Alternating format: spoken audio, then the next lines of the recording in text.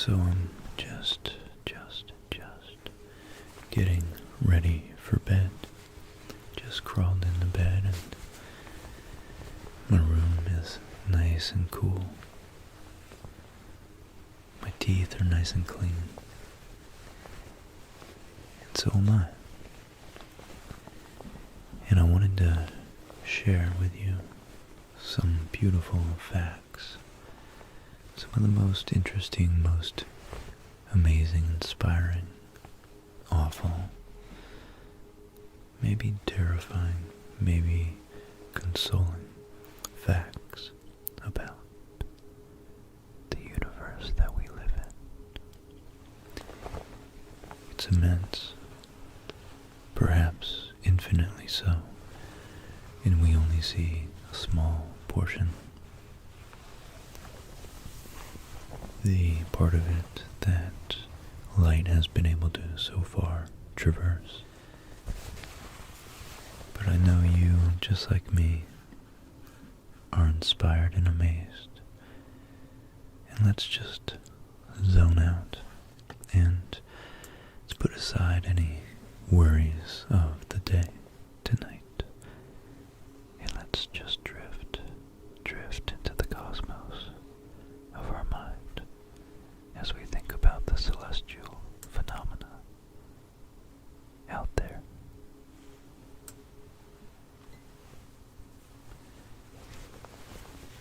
Speaking of out there, every single time you look into the night sky, you are looking back in time.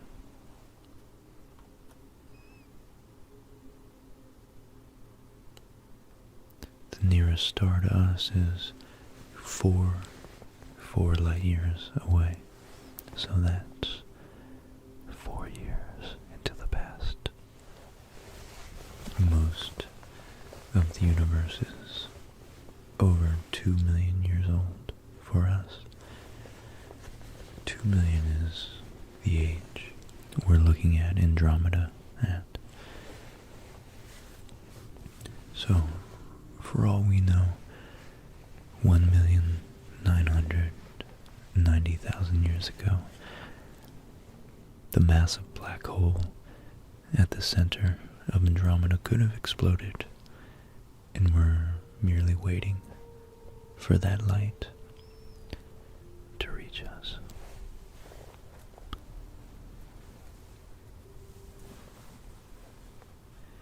And in fact, using the miracle of science, the really atypical invention of science 500-600 years ago,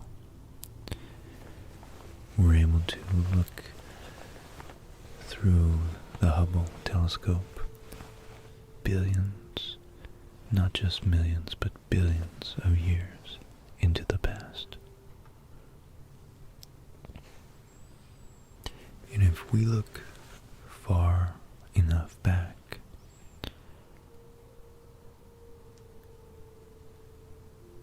we can actually detect the cosmic microwave background. After the Big Bang, the universe was unimaginably hot. So hot that protons, individual protons and neutrons that make up the nuclei of atoms, hadn't even cooled and coalesced. So this cosmic microwave background was from when the universe still hadn't recombined all of its subatomic particles.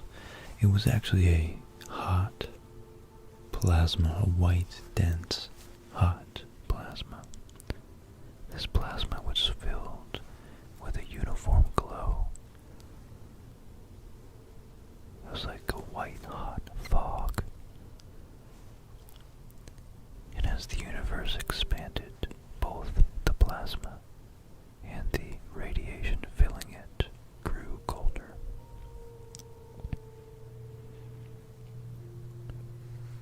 When the universe grew cool enough, the protons and electrons combined to form neutral hydrogen atoms.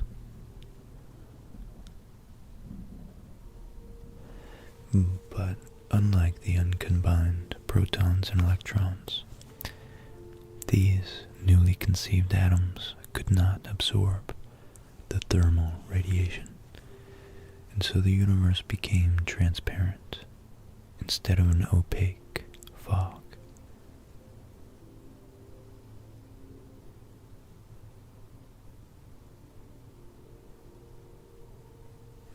This is known as the time of the last scattering,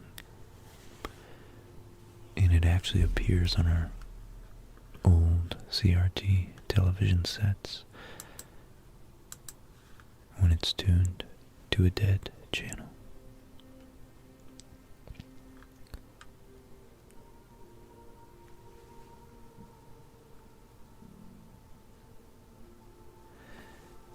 Another interesting thing is astronomers have actually discovered the largest known diamond in our galaxy.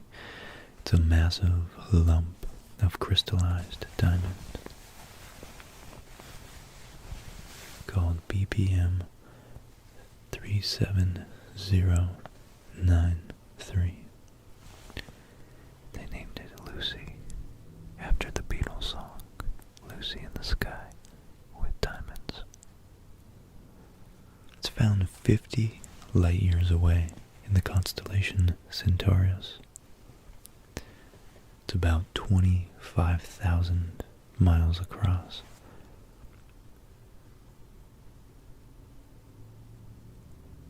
So it's actually much larger than Earth. And it weighs in at 10 billion trillion carats.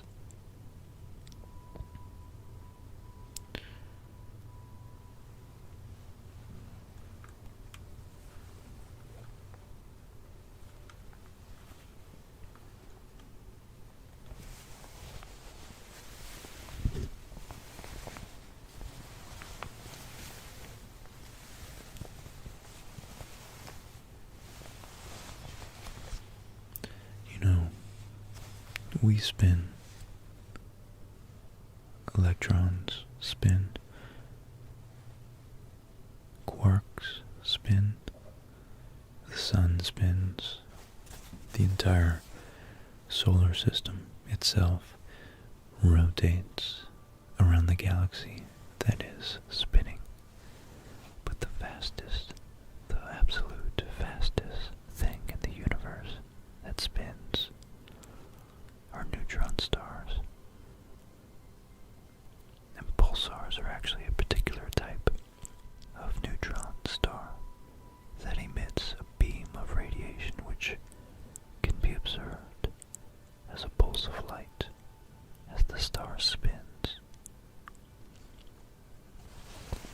For a long time, astronomers thought that these were actually artificial beacons, lighthouse, signposts, navigational beacons for transgalactic or interstellar aliens to organize their bearings around.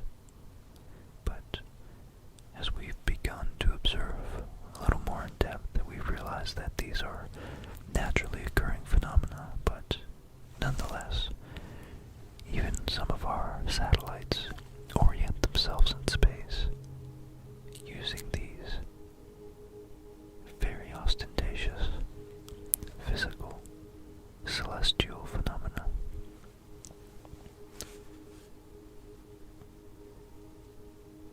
In fact, the fastest spinning of these pulsars, which has on its equator spinning at 24% of the speed of light. God, that translates to 70,000 kilometers per second.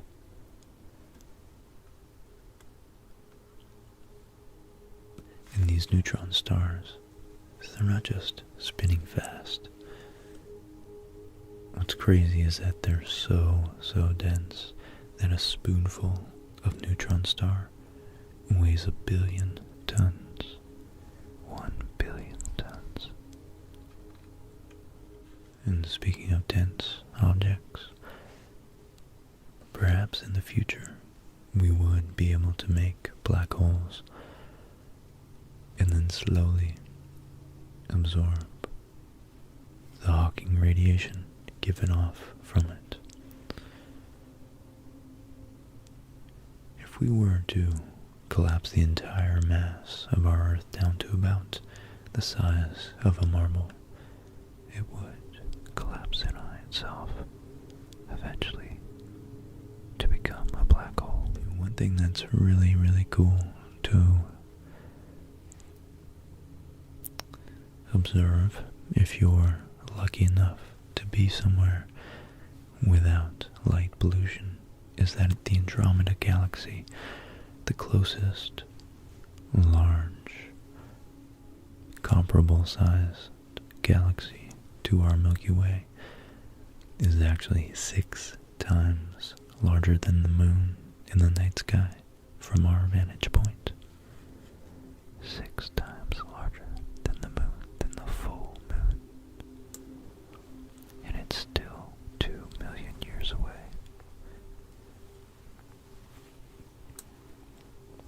And what are galaxies but matter formed in the local pockets of really, really, really dense gravitational fields we call stars.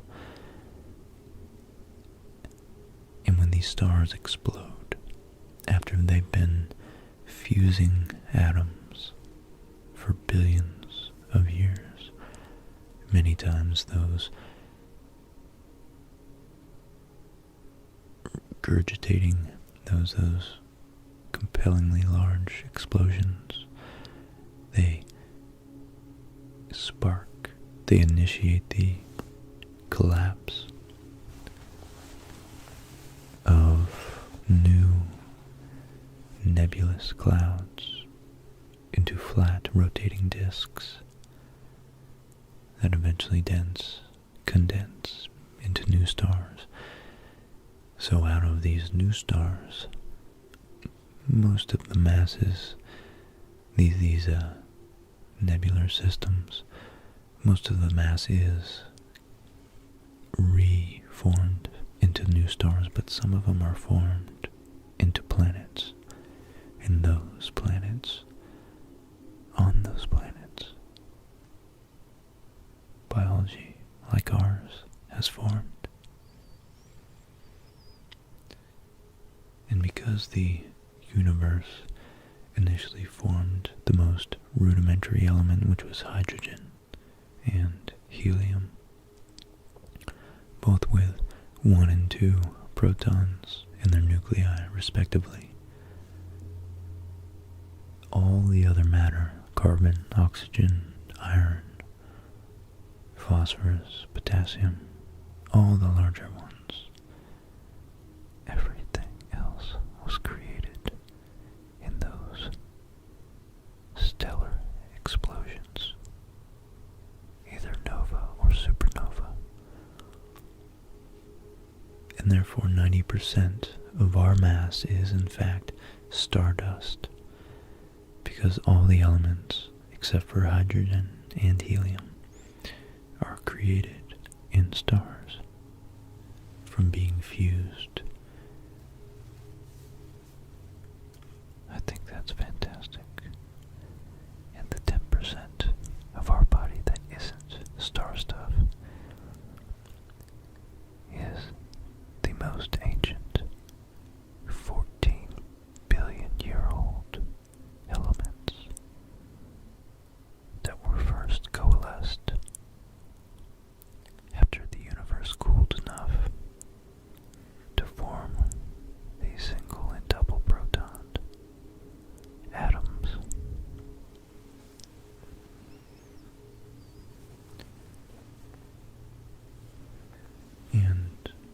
pretty, God, it's really just majestic to imagine that there will be a time, maybe 100,000 billion years from now, like 100 trillion years from now, that our universe will be so evolved and will have used up most of its material and matter in our stellar fusions. And so right now we're actually in a very special, very unique, very creative, chaotic, yet creative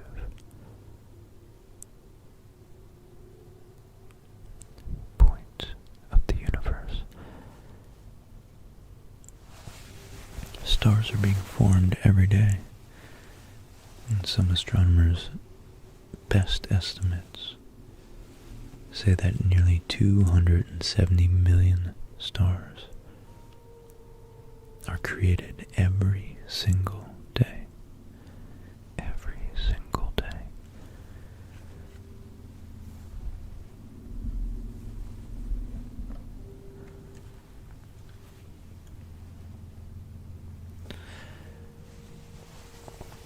And that's why there's so many stars in our Milky Way.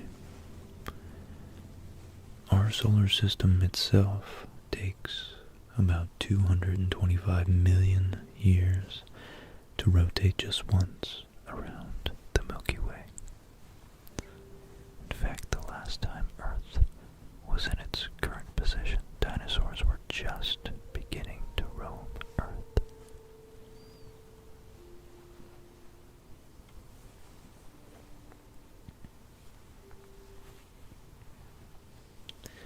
We always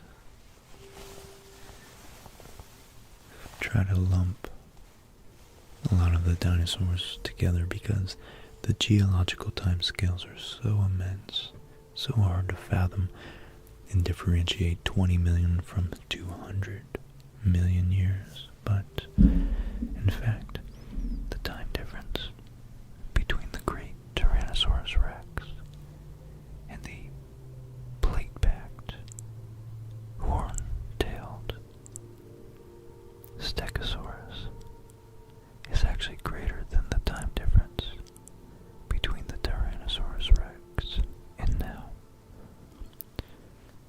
So these two animals never actually lived together.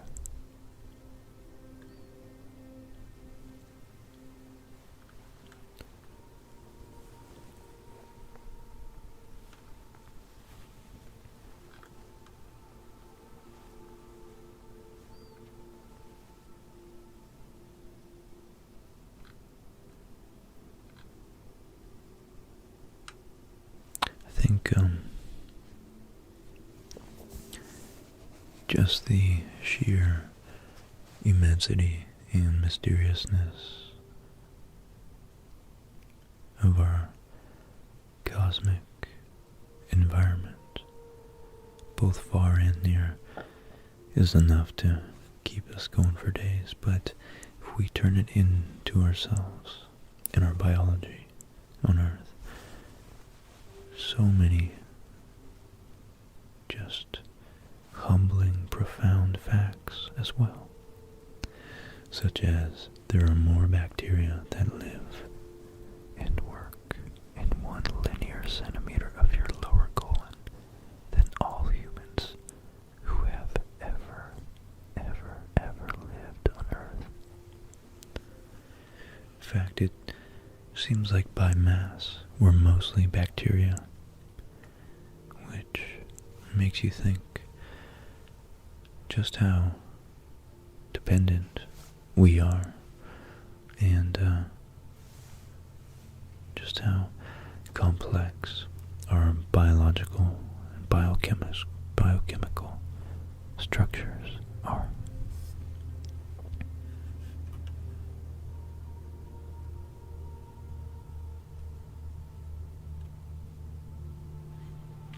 Some scientists have discovered or have tried to perceive what it would be like and how space-time would be warped from being right near a black hole.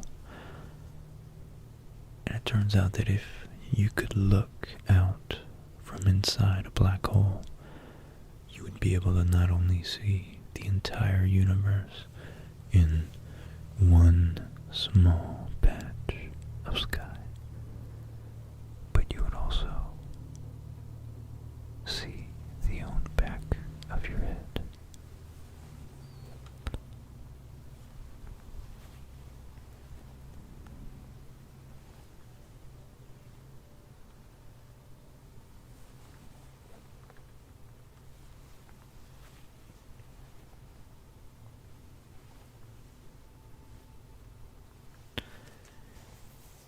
You know, another interesting thing about our Earth is that its rotation is slowing at a rate approximately 17 milliseconds a century.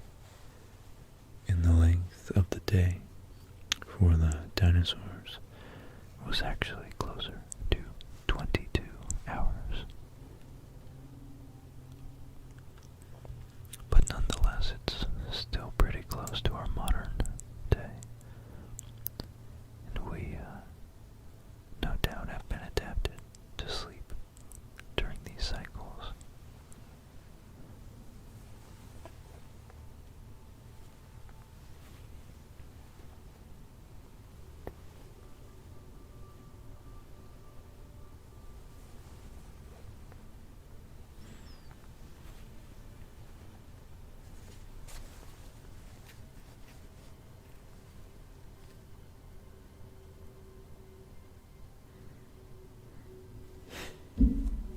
Here's a fact. A funny fact about time.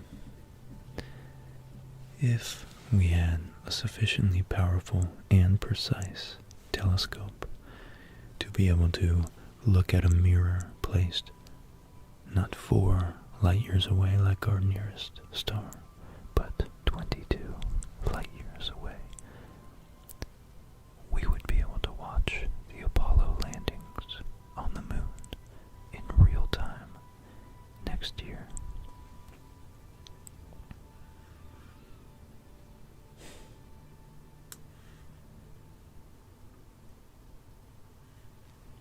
Sorry, in 2014. That would have been 44 years after the 1969 moon landing.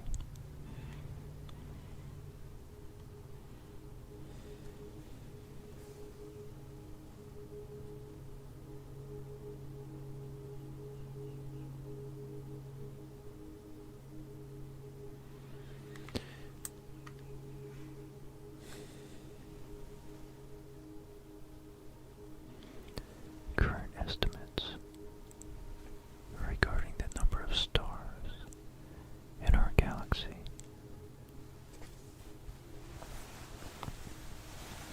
are up to 4 billion stars and up to 50 billion planets. So if even 1% of those are in the Goldilocks zone, there's possibly over 500 million planets. 500 million planets in our galaxy alone, capable of supporting life.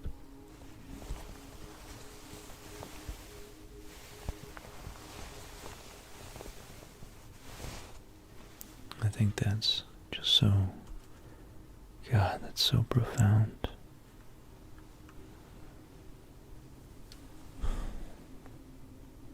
Wow. You know, given enough time, hydrogen begins to wonder where it came from and where it is going.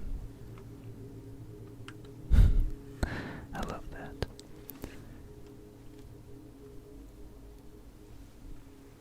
If you really want a large perspective on yourself, you're currently on a 4.5 billion year old spaceship.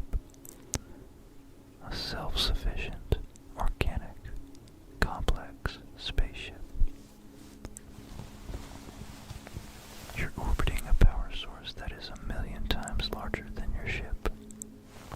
I think our consciousness was developed out of a sense, an urgency, a need to filter out extraneous information.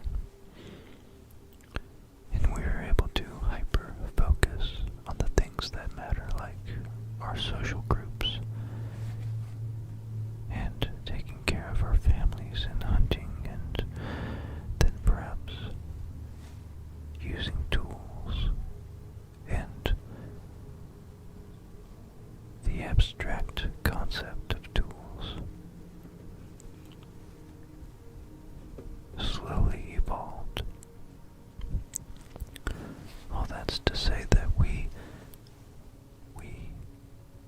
can't possibly conceive of everything in the universe, but we're doing a pretty darn good job of it so far.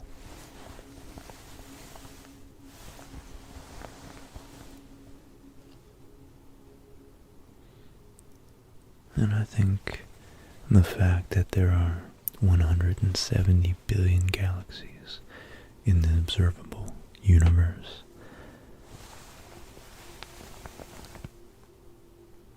lends some credibility to the one of the things we can perceive is that there may very well be much more life out there. Undoubtedly, there must be other single multi-celled organisms like bacteria, but I have a feeling that there is indeed consciousness out there. I really do think so.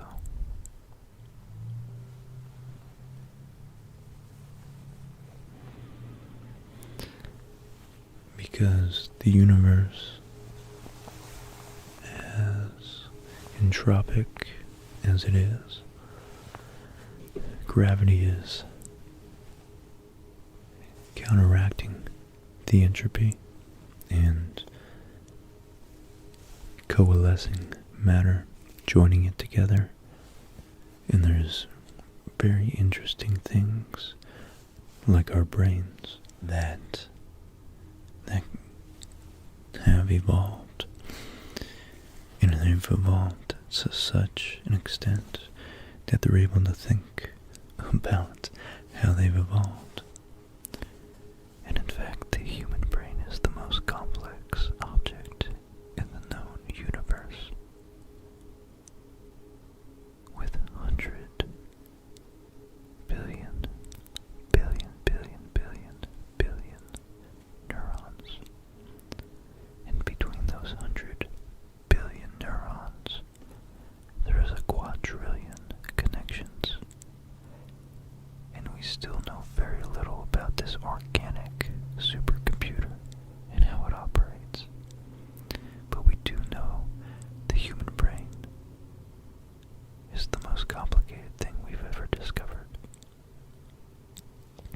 It gives us the power to form language and culture and consciousness and the idea of self and the ability to learn, sleep, dream about what we've learned. And during our dreams, it automatically, I suppose with the help of some of our subliminal conscious actions and decisions we make in dreams, helps us filter out and sift through and sort and organize the day's events to retain all the valuable lessons learned and information gained, and discard all the trivial, superfluous nonsense that we don't need tomorrow. And we even have an inbuilt model of gravity, which is pretty useful.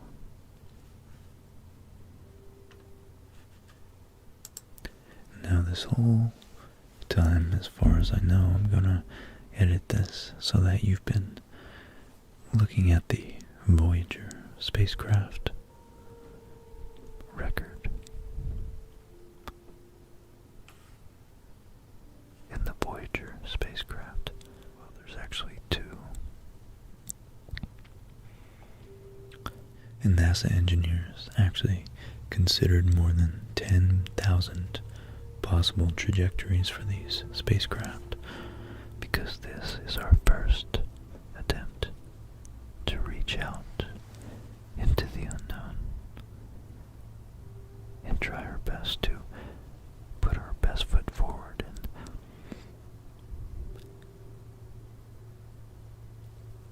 extend a welcome hand to any intelligent life that may stumble across it.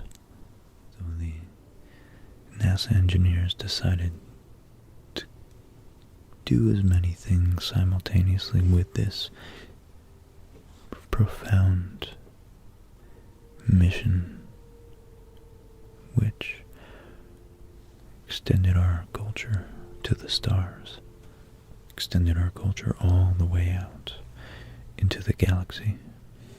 In our first attempt, the engineers needed to chart a precise course that would take the Voyager close to the planets, but not so close that the next leg of the journey was compromised.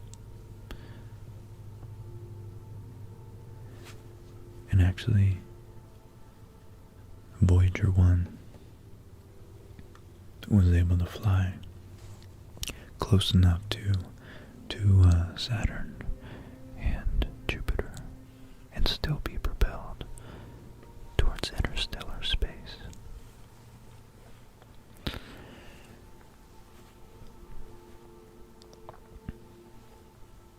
Now, in order to offer a sense of Earth's culture to any spacefarers, we at NASA included a 12-inch gold-plated audiovisual disc on the craft, dubbed the Golden Record. This disc contains a variety of content that was chosen by a committee chaired the late Carl Sagan. The disc includes photos and drawings, spoken greetings in many languages, and music, and other natural Earth sounds. For the convenience of any alien life form that discover the golden disc, NASA included a cartridge and needle for playback. However, the extraterrestrials will first have to figure out how to build a record player and a speaker. Including that technology would have added too much weight and bulk. So Andrew Ian, Carl Sagan's spouse, recalled that telling humanity's story was a sacred undertaking. She and Carl Sagan, in their group of, as she calls them, half a dozen very flawed human beings, had taken it upon themselves to represent humanity as a culture and as an aesthetic, to explain to anything that might be out there who and what we're all about. They arrived at the idea during a meeting of the American Astronomical Society in January of 1977.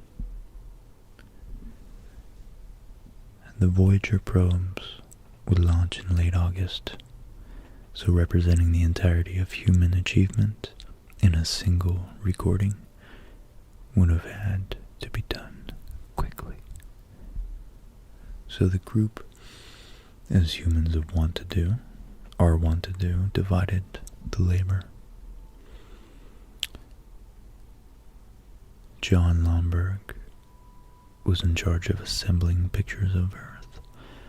Timothy Ferris selected the music and Andrewian, the project's creative director, and later the co-writer of Cosmos, of course, oversaw the record's Sounds of Earth.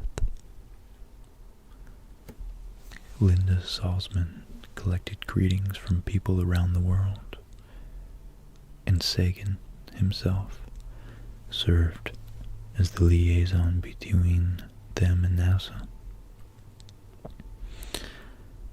The team set about researching, talking to historians and artists and ethnomusicologists. They reached out to political groups, documentarians. They recorded humans speaking, and among them, in perhaps the record's most iconic track, Sagan's young son sang, "Greetings from the children of planet Earth." Greetings from the children of planet Earth. The result was a time capsule that was, and still is somewhere out there in space, much more suggestive than summative. Humanity's cosmic mixtape.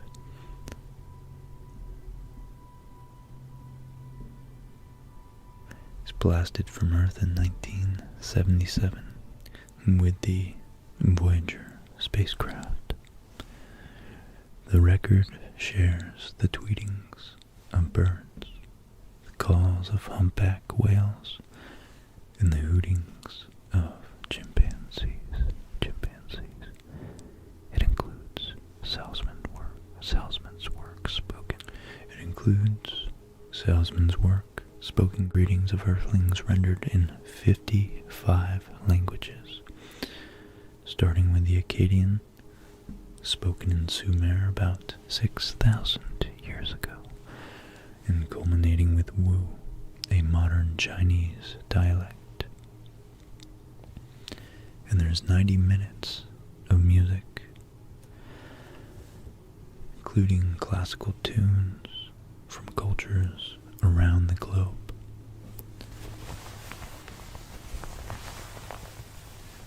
And this includes the first 2 bars of Beethoven's string quartet, which sounds like this.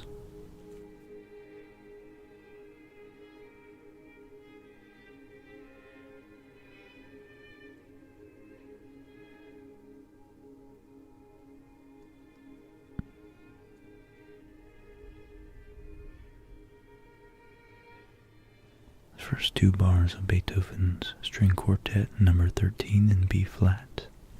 So the golden record is encased in a protective aluminum jacket, along with a cartridge and a needle.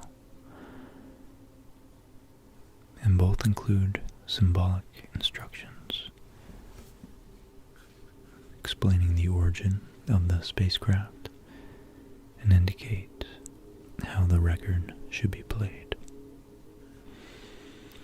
And ideally, the record is played at 16 2/3 revolutions per minute. The logic of all this is simple. It will be tens of thousands of years, if ever, before either Voyager can make a close approach to any planetary system that lies beyond our own. The spacecraft, as Carl Sagan puts it, will be encountered in the record player only if there are advanced spacefaring civilizations in interstellar space. So on the round circle, you can see it's actually binary code defining the proper speed. 3.6 seconds per rotation to turn the record. Each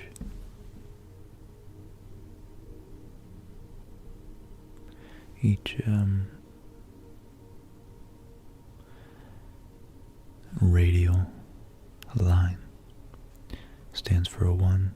Each circumferential line, or horizontal looking line, stands for a 0.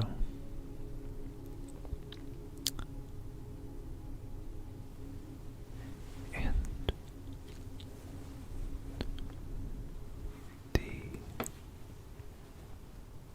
binary code to turn the record.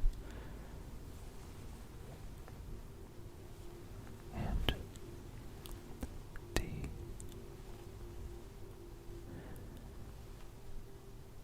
time period associated with the fundamental transition of the hydrogen atom is 0.70 times 10 to the negative 9th seconds is expressed. And there we can see the outline of the stylus to play the record as well. And just to be clear, they included an elevation view of the cartridge, a kind of profile view. And then, speaking of pulsars, as we did earlier, they actually used 14 different pulsars of known directions to triangulate, or whatever the word for 14 directions of alignment would be, our sun from them. The binary code actually defines the frequency of the pulsars.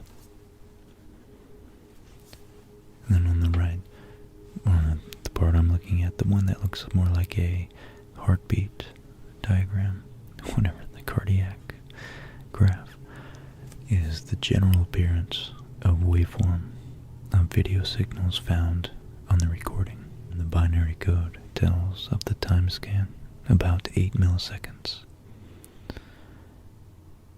And the triangular sawtooth waveform is the scan triggering.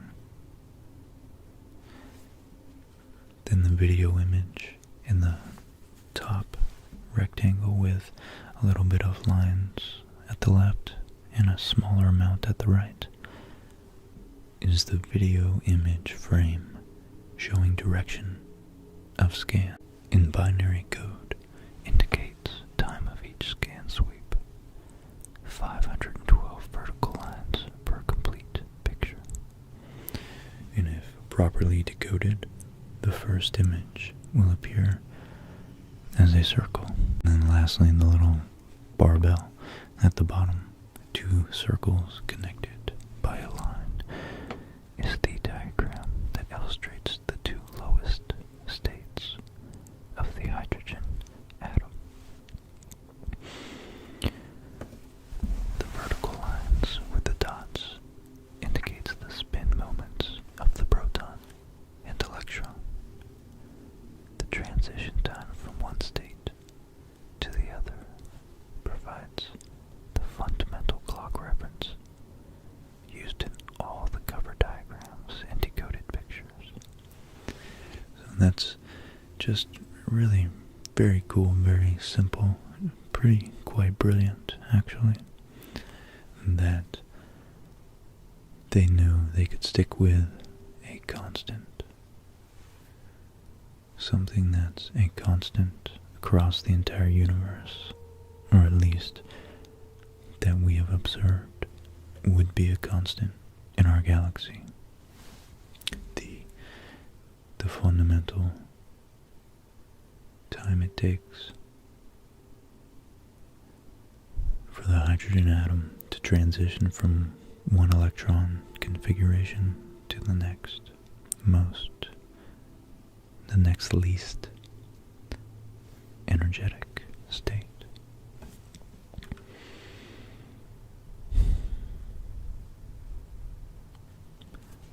So the golden record carries more than English words.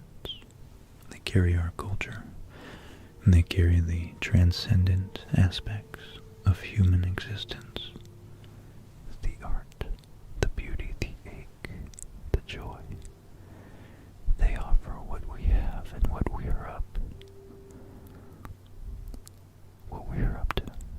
and what we are to the cosmos.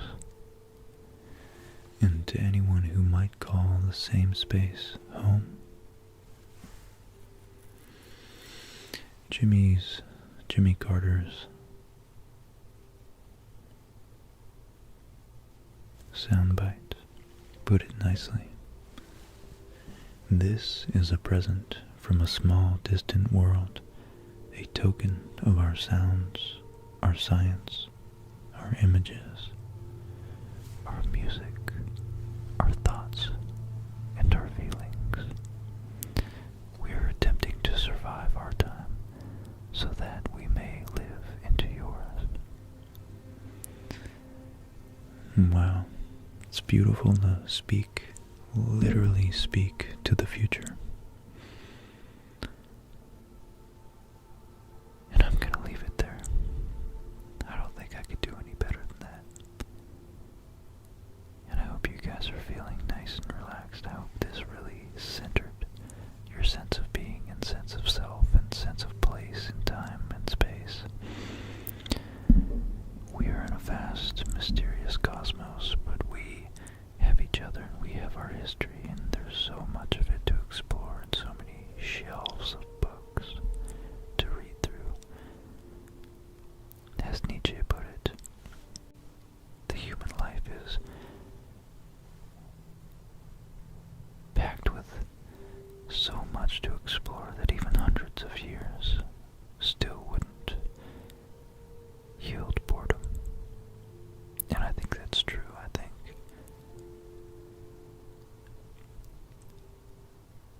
our capacity to think, discover, explore, condense and synthesize information into what we already know. The act of exploration, the act of sharing the exploits and the treasure from what we have explored and from the things that we have created from the unknown is what makes and what continues to drive us to search around that ever enticing corner we have yet to turn. So I hope you guys have a wonderful night, and I'll see you next time. Thank you so much for watching and for all your support. I take it to heart, I really do. It means the world to connect with all of you, every single one of you, seriously. Thank you. Good night.